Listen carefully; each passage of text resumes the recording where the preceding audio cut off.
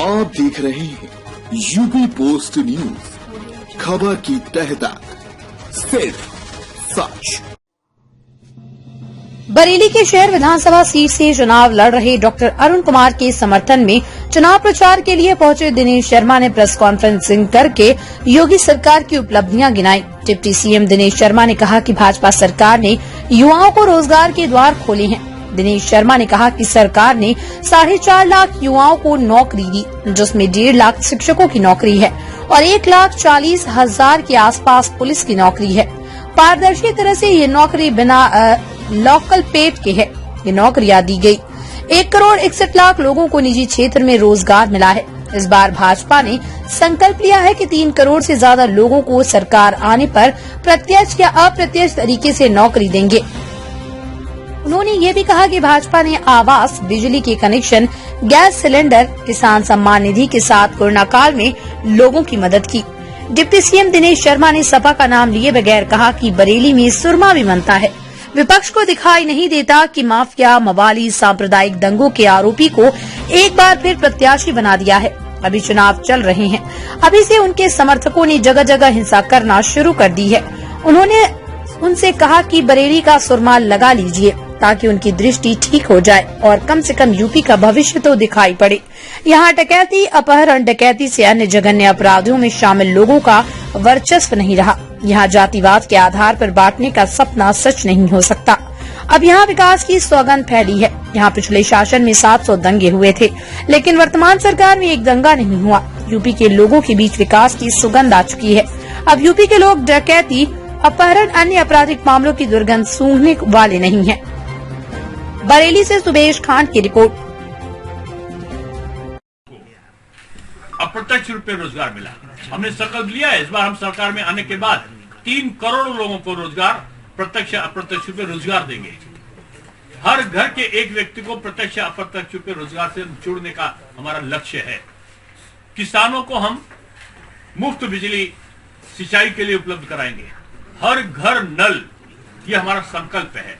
हमने आवास दिया, हमने शौचालय दिया, हमने बिजली के कनेक्शन दिया, हमने गैस का कनेक्शन दिया, हमने सम्मान राशि दी, हमने 1,000 रुपए का श्रमिकों का खाते में जोड़ा। संक्रमण काल में हमने 1,500 रुपया अपने महिलाओं के खाते में दिया।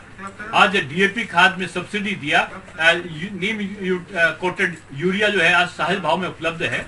1,57,000 करोड़ रुपया का गन्ने के बकाये का भुगतान किया।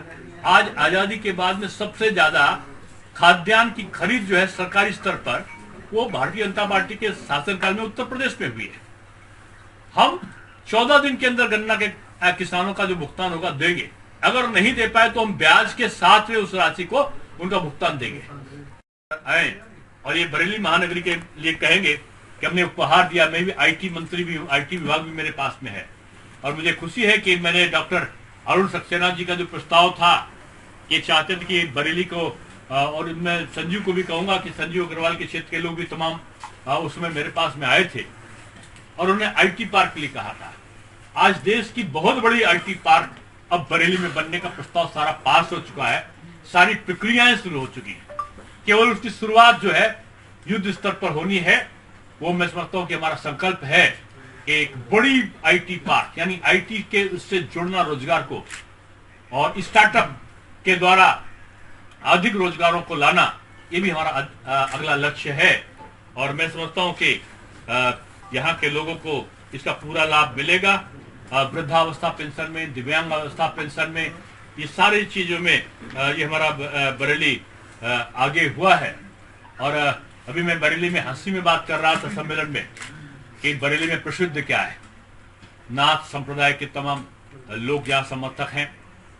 बीजेपी कर सकती है कि पढ़ने वाली हमारी बच्चियां हैं और वो ग्रेजुएशन में जाती हैं, तो मेधावी छात्राओं को हम स्कूटी देंगे। जो पढ़ने वाली मेधावी छात्राएं उनको हम स्कूटी देंगे। और अभी हमने जो कहा था कि हम टैबलेट और मोबाइल देंगे, वो हमारा कार्यक्रम अभी भी बड़ी तेजियों में चला है। हर जिले में लगभग हमने मोबाइल और टैबलेट देने का काम किया है और अगले आने वाले में हम विद्यार्थियों को, नौजवानों को ये डिजिटल इंडिया का एक सूचक बने, संवाहक बने। उसके लिए 2 करोड़ जो टैबलेट और मोबाइल है वो हम देने जा रहे हैं। ये हमने संकल्प किया है, यानी रोजगार हम देंगे और उनको हम डिजिटल इंडिया से जोड़ने का काम हम करेंगे। गांव गांव तक जो ब्रॉडबैंड है यानी इंटरनेट कनेक्शन है उसकी लाइनें बिछाने का, उसको जोड़ने का, कॉलेजेस को वाईफाई करने का, से जोड़ने का ये संकल्प हमारा है और इस संकल्प के साथ आगे बढ़ेंगे। महिलाओं का सशक्तिकरण हो, महिलाओं को ज्यादा से ज्यादा नौकरियां मिले, ये भी हमारा एक लक्ष्य बना है। और आप देखें तो कई जगह पर सोलर का इंतजाम है, तो कई जगह पे मंदिरों में आप देखेंगे पानी की व्यवस्था, विद्यालयों में पानी की व्यवस्था, छात्रावास में पानी की व्यवस्था, कई जगह पर सोलर जो लाइटिंग की व्यवस्था।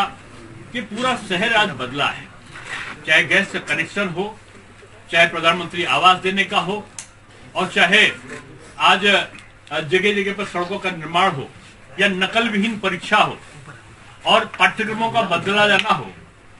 और सबसे बड़ा अचीवमेंट यह है कि युवाओं के लिए रोजगार के द्वार खुले, बंद पड़ी नियुक्तियां पहली बार खुली, 4.5 लाख नौकरियां सरकारी दी गई, जिसमें 1.5 लाख तो केवल शिक्षकों की भर्ती है और 1,40,000 के आसपास पुलिस की भर्ती है।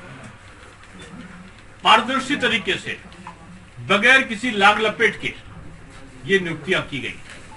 1,61,00,000 लोगों को निजी क्षेत्रों में नौकरियां मिली, जो हमारी कंपनी लगी उसमें मिली।